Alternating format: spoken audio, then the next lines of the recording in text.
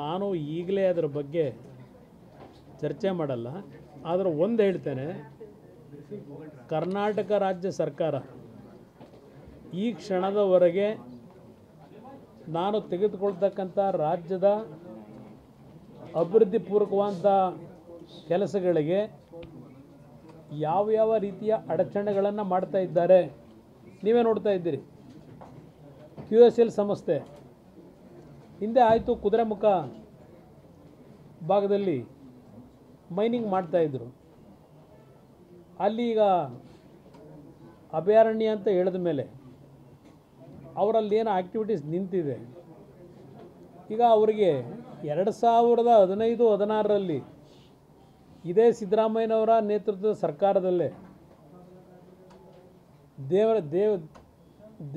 ದೇವಗಿರಿನ ಯಾವುದು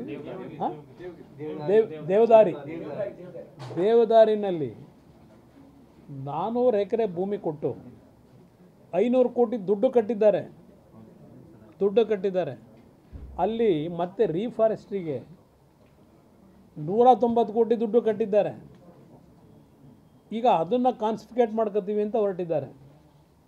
ಯಾಕೆ ಅಂದರೆ ಇಲ್ಲಿ ಕುದುರೆಮುಖದಲ್ಲಿ ಅವರ ಮೈನಿಂಗ್ ಎಕ್ಸ್ಟ್ರಾಕ್ಟ್ ಮಾಡಬೇಕಾದ್ರೆ ಮತ್ತು ಅಲ್ಲಿ ಲಕ್ಕಿಯ ಡ್ಯಾಮ್ನ ಒಂದು ಅಡಿ ಏನೋ ರೈಸ್ ಮಾಡಿ ವಾಯ್ಲೇಟ್ ಏನೋ ಮಾಡಿದ್ರು ಅಂತ ಏನೇನೋ ಈಗ ಒಂದು ನೋಟಿಸ್ಗಳು ಕೊಟ್ಟರಲ್ಲ. ನಾನೇ ಪರ್ಸನಲಿ ರಿಕ್ವೆಸ್ಟ್ ಮಾಡಿದ್ದೀನಿ, ಒಂದು ಮೀಟಿಂಗ್ ಕರೀರಿ ಅಂತ ಹೇಳಿ, ಏನಿದೆ ಕೂತು ಸಾಲ್ವ್ ಮಾಡೋಣ ಅಂತ.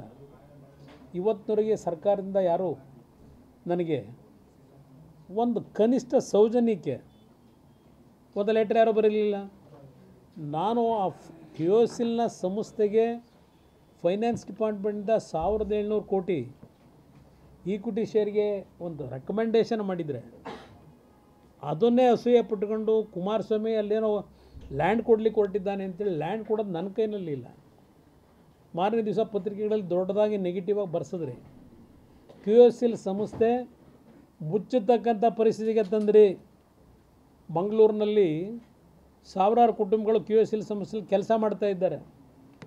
ಅವ್ರನ್ನೆಲ್ಲ ದೀಪಾವಳಿ ಹಬ್ಬದ ಸಂದರ್ಭದಲ್ಲಿ ಮನೆಗೆ ಕಳಿಸ್ತಕ್ಕಂಥ ಕೆಲಸ ಮಾಡಿದವ್ರು. ನೀವು ಮನೆ ಬೆಳಗ್ತೀರಾ ನೀವು ಕರ್ನಾಟಕ ರಾಜ್ಯ ಸರ್ಕಾರ. ಕೊನೆಗೆ NMDC ಅವರಿಗೆ ರಿಕ್ವೆಸ್ಟ್ ಮಾಡಿ NMDCಯಿಂದ ಒಂದು ಅಸಿಸ್ಟೆನ್ಸ್ ಮಾಡಿ ಆ ಕಾರ್ಖಾನೆ ನಡೆಸ್ತಾ ಇದ್ದೀವಿ. ಇವತ್ತು NMDCಗೆ ಮರ್ಜ್ ಮಾಡ್ತಕ್ಕಂಥ ತೀರ್ಮಾನ ಮಾಡಿದ್ದೀನಿ. QSL ಸಂಸ್ಥೆ ಉಳಿಸ್ಲಿಕ್ಕೆ ಯಾರಿಗೋಸ್ಕರ ಮಾಡ್ತಾಯಿದ್ದೀನಿ? ಇದು ಕರ್ನಾಟಕಕ್ಕೋಸ್ಕರಲೇ.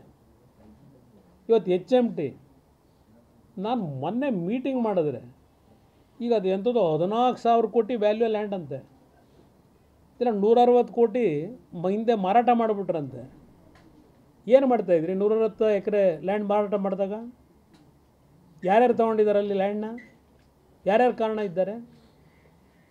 ಈಗ ಆಗಿದ್ದರೆ ಇಲ್ಲಿ ಈಗಿರ್ತಕ್ಕಂಥ HMTಯ ಏನೋ ನೆನ್ನೆ ಅದೆಲ್ಲ ಅರಣ್ಯ ಭೂಮಿ ನಾವೇನೋ ಹಿಂದೆ ಕೊಟ್ಟು ಇವ್ರು ಯಾರು ಕೊಟ್ಟಿದ್ದರು?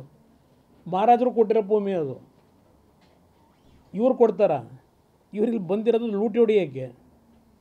ಇವ್ರ ಭೂಮಿ ಕೊಟ್ಟಿದ್ರ ಇಲ್ಲಿ HMTಗೆ? 1960-65ರಲ್ಲಿ HMTಗೆ ಭೂಮಿ ಅಲಾಟ್ ಆಗಿರೋದಕ್ಕೆ 7 ಲಕ್ಷ ರೂಪಾಯಿ ದುಡ್ಡು ಕಟ್ಟಿದ್ದಾರೆ ಕಂದಾಯ ಇಲಾಖೆಗೆ. ರೆಕಾರ್ಡ್ ಏನೋ ತೆಗೆದು ನೋಡಿದ್ದೀರಾ? ಈಗ ಆಯ್ತಪ್ಪ, ಈ ಭೂಮಿ ನೀವು ಕಾನ್ಫಿಸ್ಕೇಟ್ ಮಾಡ್ಕೊಳ್ಳೋ HK ಪಾಟೀಲ್ರೆ. ಈಗ ಹಿಂದೆ ಕಾನೂನು ಬಾಹಿರವಾಗಿ ಅದು ಫಾರೆಸ್ಟ್ ಲ್ಯಾಂಡ್ ಇದ್ದರೆ ಸೇಲ್ ಮಾಡಿದಾರಲ್ಲ, ಬಿಲ್ಡಿಂಗ್ಗಳು ಕಟ್ಸಿದಾರಲ್ಲ ಅಲ್ಲಿ. ನೀವೇ ನಿಮ್ಮ ಕಂದಾಯ ಇಲಾಖೆ, ನಿಮ್ಮ ಬೆಂಗಳೂರು ಸಿಟಿ ಕಾರ್ಪೊರೇಷನ್ನು, BD ಅವರೆಲ್ಲ ಪರ್ಮಿಷನ್ ಕೊಟ್ಟು ಆ ಒಂದು ಕಟ್ಟಡಗಳನ್ನ ಏನು ಮಾಡ್ತೀರಿ? ಅದು ಫಾರೆಸ್ಟ್ ಲ್ಯಾಂಡ್ ಆಗಿದ್ದರೆ ಅದನ್ನು ಎಲ್ಲ ವಶಪಡಿಸ್ಕೋಬೇಕಲ್ಲ, ಇಲ್ಲ ಡಿಮಾಲಿಷ್ ಮಾಡಬೇಕಲ್ಲ. ಇಲ್ಲಿ HMT ಜಾಗ ಮಾತ್ರ ಹೊಡಿಲಿಕ್ಕೆ ಹೊರಟಿದ್ದೀರಿ. ಈಗ ಯಾರಿಗೋಸ್ಕರವಾಗಿ? ನಾವು ಅದನ್ನೇನೋ ರಿವೈವ್ ಮಾಡಬೇಕು ಅಂತ ಹೋದರೆ, ಒಂದು 1000 ಜನಕ್ಕೆ ಕೆಲಸ ಉದ್ಯೋಗ ಸೃಷ್ಟಿ ಮಾಡಬೇಕು ಅಂತ ಹೊರಟ್ರೆ ಎಂಥದ್ದು ನೆನ್ನೆ ಕತೆ ಶುರು ಮಾಡಿದ್ದೀರಿ. ನಿಮ್ಮಿಂದ ಕರ್ನಾಟಕ ಉದ್ಧಾರ ಮಾಡ್ತೀರಾ ನೀವು? ಇವತ್ತು ಆಂಧ್ರ ಪ್ರದೇಶದ ವೈಜಾಗ್ ಸ್ಟೀಲ್ ಪ್ಲ್ಯಾಂಟು ಯಾರೂ ಊಹೆ ಮಾಡಿರಲಿಲ್ಲ ಇವತ್ತು ಇದು ಈ ಮಟ್ಟಕ್ಕೆ ರಿವೈವಲ್ ಆಗುತ್ತೆ ಅಂತ ಹೇಳಿ. ಎಷ್ಟು ಬಾರಿ ಆಂಧ್ರದ ಎಂ ಪಿಗಳು ನನ್ನ ಜೊತೆಯಲ್ಲಿ ಚರ್ಚೆ ಮಾಡಿ ದಯವಿಟ್ಟು ಇದೊಂದು ಉಳಿಸ್ಕೊಡ್ಲೇಬೇಕು ಅಂತ ಹೇಳಿ. ಆಂಧ್ರ ಪ್ರದೇಶದ ಎಂ ಪಿಗಳ ಕಮಿಟ್ಮೆಂಟ್ ಇದೆಯಲ್ಲ, ಮುಖ್ಯಮಂತ್ರಿಗಳ ಕಮಿಟ್ಮೆಂಟ್ ಇದೆಯಲ್ಲ, ಅದರಲ್ಲಿ ನಿಮಗೆ ಕನಿಷ್ಠ 1% ಇದೆಯಾ ನಿಮಗೆ? 7 ತಿಂಗಳಾಗಿದೆ, ಇವತ್ತಿನವರೆಗೆ ನನ್ನ ಹತ್ರ ಯಾವುದೇ ಮಂತ್ರಿಗಳು ರೆಪ್ರೆಸೆಂಟೇಷನ್ ತಂದಿಲ್ಲ. ಯಾವುದೇ ವಿಷಯದಲ್ಲಿ ನೀವು ಯಾರ್ಯಾರನ್ನ ಹೋಗಿ ಭೇಟಿ ಮಾಡಿದ್ದೀರೋ ನನಗೆ ಗೊತ್ತಿಲ್ಲ. ನನ್ನ ಮುಂದೆ ಅಂತೂ ಯಾರೂ ಬಂದಿಲ್ಲ. ಇದಕ್ಕೆ ಸಂಬಂಧಪಟ್ಟಾಗ ಏನು ಬಂದಿಲ್ಲ. ಯಾವುದಕ್ಕೆ?